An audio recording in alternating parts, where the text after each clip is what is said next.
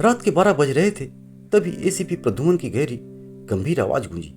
दया, हमें इस हवेली का रहस्य जल्द से जल्द सुलझाना होगा। लोग कह रहे हैं कि यहाँ जो भी आता है उसकी इच्छा पूरी हो जाती है, लेकिन फिर वो गायब हो जाता है।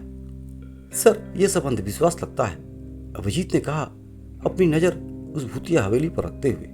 अंधविश्वास हो या कोई साजिश, हमें सच्चाई का पता लगाना है, एसीपी प्रद्युम्न ने दृढ़ता से कहा।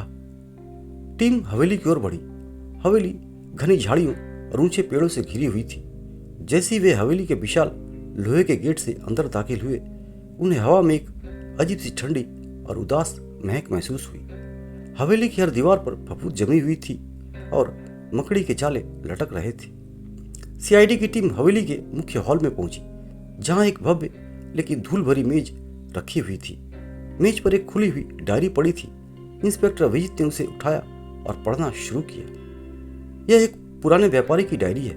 उसने लिखा है कि उसने इस हवेली में बहुत पैसा कमाया था, लेकिन उसके लालच ने उसके परिवार को उससे दूर कर दिया। अंत में उसने लिखा है कि यह हवेली एक शैतान का घर है। यह हमारी इच्छाएं पूरी करती है, लेकिन बदले में हमारी आत्मा मांगती है। मैं अपनी बेटी को बचाने के लिए इसे नष्ट कर दूंगा, लेकिन क्या मैं ऐसा कर पाऊंगा? अचानक एक तेज हवा चली और हवेली के सारे दरवाजे और खिड़कियां अपने आप बंद हो गई। यह क्या हुआ? श्रेया ने दरवाजा खोलने की कोशिश करते हुए कहा। यह हवेली हमें बाहर नहीं जाने देगी, एसीपी प्रद्युम्न ने कहा। हमें कोई रास्ता खोजना होगा। तभी हॉल की दीवार पर एक गुप्त दरवाजा दिखाई दिया, जिस पर लिखा था, अपनी इच्छा मांगो और रास्ता खुल जाएगा। सर, यह बहुत अजीब है, श्रेया ने कहा। हमें अपनी इच्छाएं नहीं मांगनी चाहिए। लेकिन एसीपी प्रद्युम्न ने एक गहरी सांस ली और कहा, मुझे पता है कि यह एक जाल है, लेकिन हमें इसके पीछे का रहस्य जानना है। मेरी इच्छा है कि हम इस हवेली के रहस्य को सुलझा पाए। जैसे ही उसने यह कहा, गुप्त दरवाजा खुल गया। वे एक अंधेरे गलियारे से होते हुए एक गुप्त कमरे में पहुंचे, जहां एक पुराना नक्शा और एक जादुई किताब रखी हुई थी।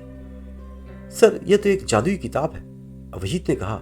इसमें लिखा है कि इस हवेली को शापित किया गया है और इसके मालिक ने लालच में आकर इसे एक शैतान को बेच दिया था।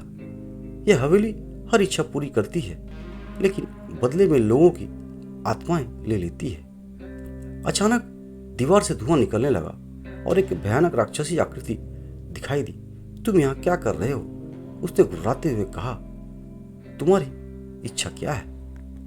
दया ने तुरंत अपनी पिस्तौल निकालकर उस पर निशाना साधा। यह सब तुम्हारी चाल है। तुम लोगों को बहकाते हो। हाँ, यह सब एक चाल है। अचानक एक और आवाज गूंजी। यह एक बूढ़ा आदमी था जो कमरे में छिपकर बैठा हुआ था। मैं इस हवेली का रखवाला हूं। मेरे पूर्वजों ने इसे स्थापित किया था, बूढ़े ने कहा।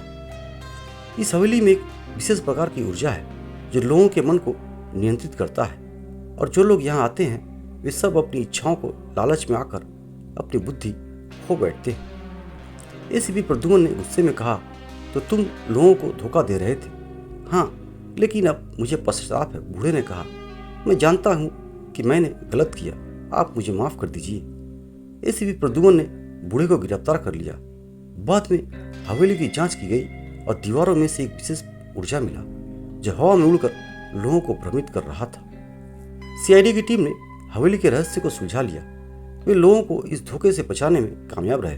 अब हवेली की दीवारों पर कोई मकड़ी का जाला नहीं था, कोई अंधेरा नहीं था, चारों ओर धूप थी और सीआईडी की टीम ने एक और मुश्किल केस को सुलझा लिया था।